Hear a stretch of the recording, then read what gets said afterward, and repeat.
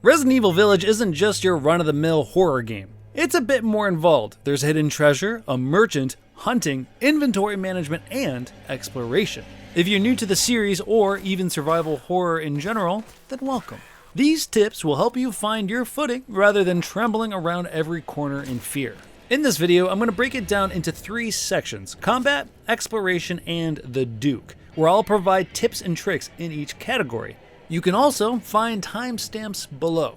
Combat. Tip 1, go for the knees. I know you're going to want to be a hot shot with your headshots, but in Resident Evil, going for the dome isn't always the best option. The game's werewolf-like enemies, Lycans, are unruly, fairly unpredictable dudes that scour the village. They'll go from gaining real quick on you to slowly stalking you as they get closer and closer. But don't be fooled. Aim for the head and they'll duck and juke out of the way, leading to some wasted rounds. It's annoying. Instead, a few shots to the knees will bring them down, allowing for opportune head shooting. The hitbox on their legs is also much more forgiving, making it easier to aim down and fire without getting too precise about it. And all the same principles apply to these cave-dwelling ghoulies sort of dudes. Just keep in mind that there's a variety of enemies in Village, some of which are more spongy, while others wear armor, so this tip isn't universal. However, you'll be fighting Lycans and ghouls the most, so this strategy will be the most exhausted in your encounters.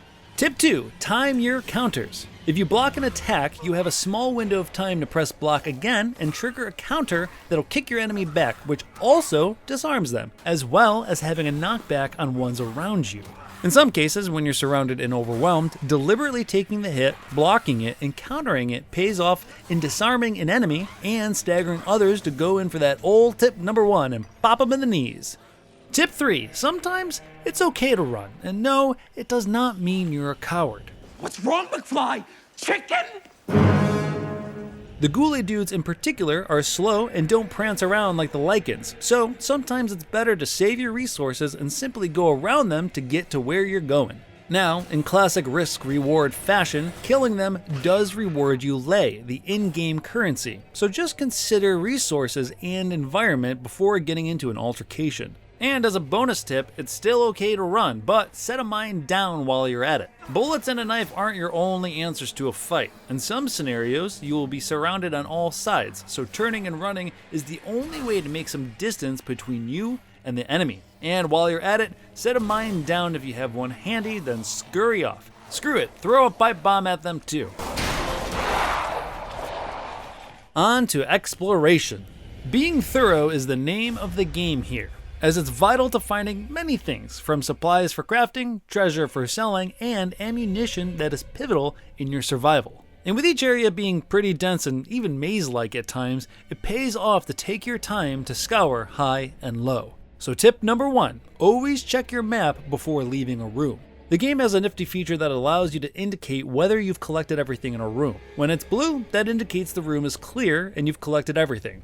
Otherwise, it'll appear red. If you're having trouble clearing a room, make sure to look up at the ceiling for anything that sparkles. If you see it, shoot it. These are crystals that can be sold to the Duke, the jolly old merchant guy. Some rooms will require a lockpick to complete finishing, or a locked door, but thankfully your map marks them once you find them, so it's easy to go back and clear them out, which is very, very nice.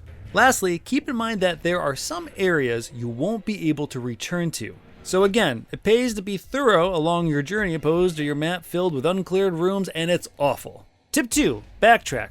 It's worth it.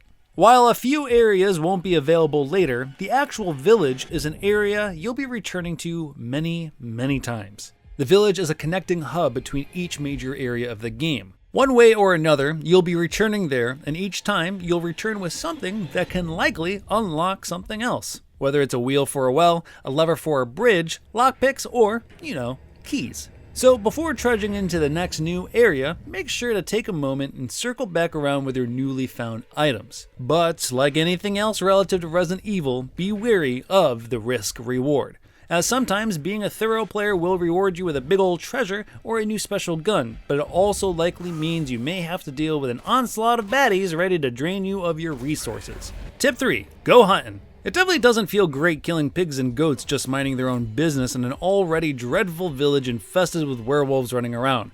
But as it turns out, the true enemy is in fact actually Ethan Winters. Oh my God! Killing animals and taking their parts to the Duke has some big benefits, like making meals that'll permanently increase health, block resistance, etc.